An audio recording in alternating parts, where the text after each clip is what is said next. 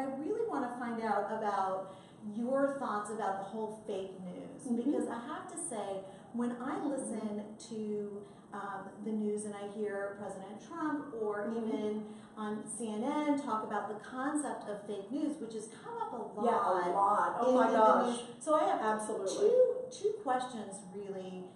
Do you think that there is a component of fake news out there?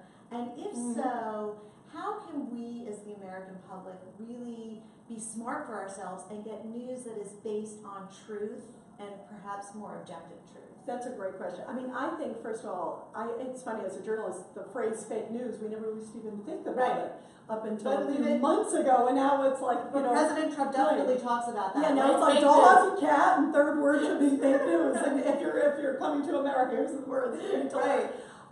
And I think there is some truth to it. I mean, we saw it in the election campaign. We saw where suddenly, you know, some story made a headline, and we found out that it was some guy, you know, hacking in his computer and who knows where, you know, and sending out a message and making it look like it was a real news story. So there's that essence of it. It seems like part of President Trump's family has gotten in the crosshairs of the media as well. And I'm wondering if you have any reactions to that. Is just everything fair if somebody's in the public eye? I feel really strongly about that, and I feel like family members should be off limits. Right. I really do. And, you know, and I've met his family. I mean, I feel like, and I would say this regardless. I mean, I think about in the Clinton days, it was like anything to do with Chelsea, it was like we just kind of knew to stay away from. Right. And I think that, look, Donald Trump has picked to be president. He, you know, he's certainly someone who's handled an extremely successful businessman, handled world events. He can handle tough press as much as he says, you know, that you know, so many folks are difficult. He certainly, you know, seems to even enjoy it. I think the barbing back and forth with the press. Yes, he seems to be having fun. It's fun to watch him. Yeah, it really is. You're like, wow. It is a little bit like a reality show. It is. I mean, that's the one thing I'm noticing about politics is that it does seem like one big reality show, and it's almost like nothing is as interesting to watch or see unfold. Well, that's what's so funny. I mean, for people, I love politics. I love the news, and the ratings are like never before. I mean, I can't walk down the street without someone going, Rita Cosby, oh my gosh, what's going on with so-and-so? Like, I notice even with my kids that they're so much more politically curious. Which is fabulous. On President's Day, I sadly didn't really know that much about politics when I was young. Do you see things changing at all in terms of us coming together as a country, or, you know, people on one side or the other being more open to hearing the other side? Oh, that's a tough question. I think that if he can produce jobs and do some of these things that the people who elected him and the people that voted for him, he made a pact with them and saying, look, I'm going to come and I'm going to do this, I'm going to, you know, reduce taxes, if he can turn the country around. And I think also it's such a dramatic turn from the first black president that we had. I mean, you think about what a contrast from Barack Obama to, you know, President Trump. And sometimes that's what happens. Look, after Bush, then came Barack Obama. And even in terms of Michelle Obama, right? Because you have to think about it, you know, Barack and Michelle Obama were they were used to the political landscape. They had practice.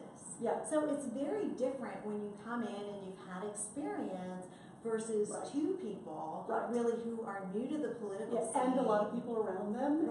And then on the other hand, it's funny, the people who, again, voted for him said, you know what?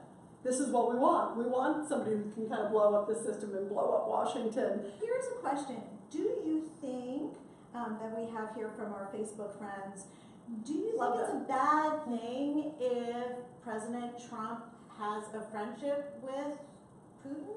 I don't, as long as he's not afraid to also put him in line at the right time. And that's where I think the balance is. I've actually asked President Trump that. And I remember talking with him and saying, you know, even during the campaign, because right away all of us were like, oh, that's kind of interesting. He's taking this really hard line, and then when it comes to Russia, he's like, we're like, so right away it was I love Saturday Night Live. It's just a really, oh my God. But with the guy who comes in with the shirt off, it's hilarious.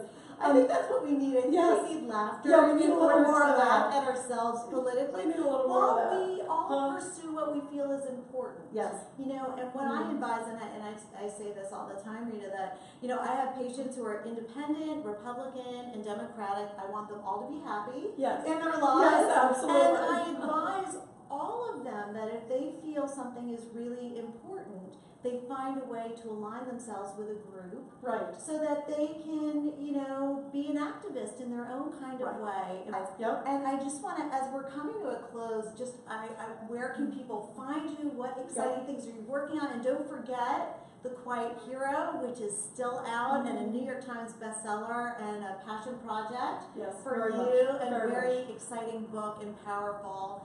So where can we find you? What are you working on next? That's exciting. I'm president of Robi's fan club. That's first. Likewise, I'm president of Rita's fan club. But I'm also political editor and host on WABC Radio. Also doing lots of TV stuff, constantly doing stuff at HLN and other places. And also speaking a lot, of course, about my passion project, because I think part of the reason I got so involved in politics is because of what happened with my father, and also just such an appreciation for the military. And I think wherever you stand, make sure that you support our troops, make sure you remember that there's a lot of people out there, and young men and women, and I've seen a lot of them in distant lands, who are fighting for our freedom and still in very difficult conditions. Making huge sacrifices. And we still live in the greatest country in the world, however you feel politically.